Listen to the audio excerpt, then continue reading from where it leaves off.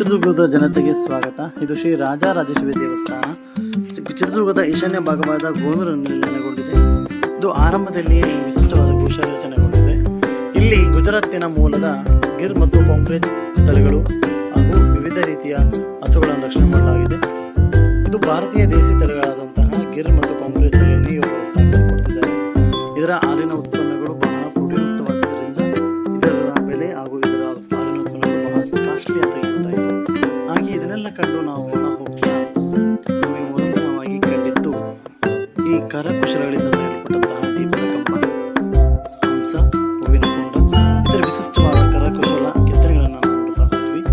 ಇವೆಲ್ಲದರ ಜೊತೆಗೆ ನಮಗೆ ಆಕರ್ಷಕವಾಗಿ ಕಂಡಿದ್ದು ಈ ಅದ್ಭುತವಾದ ಹೂವಿನ ಕುಂಡದ ಅಲಂಕೃತ ಜೊತೆಗೆ ಈ ಉದ್ಯಾನವನ ಬೃಹತ್ಕಾರದ ಉದ್ಯಾನವನವನ್ನು ರಚನೆಯಾಗಿದೆ. ನಂತರ ಸಿಗೋದು ನಮಗೆ ಯಾಗಶಾಲೆ ಹೋಮ ಹವನಗಳನ್ನು ನೋಡಬಹುದು. ಇಲ್ಲಿಂದ ಅದ್ಭುತವಾಗಿ ಶ್ರೀರಾಮನ ಮೂರ್ತಿಯನ್ನು ಅಲಂಕೃತಗೊಂಡಿರುವಂತಹ ಹೂವಿನ ಕುಂಡವನ್ನು ಸಹ ನೋಡಬಹುದು.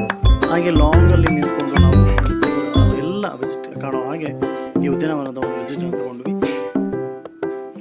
ಇದರ ಜೊತೆಗೆ ನಾವು ನೆಕ್ಸ್ಟ್ ಹೊರಟಿದ್ದು ಈ ಶಿಲಾಮಯವಾಗಿರುವಂತಹ ಅದ್ಭುತವಾದ ಈ ಚಿತ್ರದುರ್ಗ ಜಿಲ್ಲೆಯಲ್ಲಿ ಯಾರೂ ಎಲ್ಲೂ ಕಾಣದಂತಹ ಅದ್ಭುತವಾದ ಶಿಲಾಮಯ ದೇವಸ್ಥಾನ, ವಿಶಿಷ್ಟ ಕಲೆಗಳಿಂದ ವಿಶಿಷ್ಟ ಡಿಸೈನ್ಗಳಿಂದ ಅಲಂಕೃತಗೊಂಡಿರುವಂತಹ ದೇವಸ್ಥಾನವಿದು. ಈ ವಿಡಿಯೋ ಮಾಡುವ ದಿವಸ ಈ ಅದ್ಭುತವಾದಂತಹ